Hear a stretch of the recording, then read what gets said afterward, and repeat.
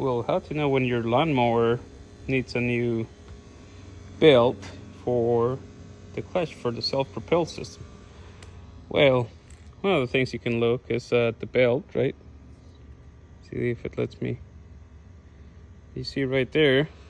See if we can get better lighting. The sun just went away, so it has a bunch of cracks. The other thing is, basically you push on it and almost nothing happens.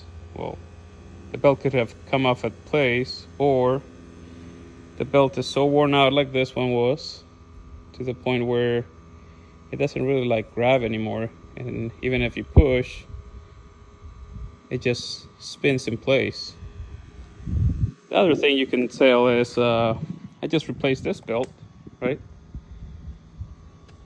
And this is gonna get loud, but I'm gonna have to hold on to this thing, because when it has a brand new belt, it kind of wants to take off on its own.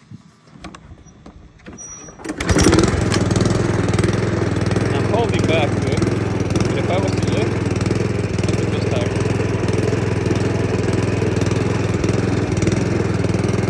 Now, push this brand new belt, it really wants to go. It's going uphill. Let's let go.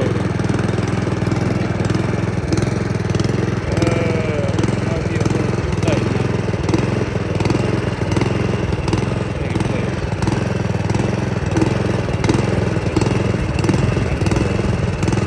If I was to show you the belt underneath,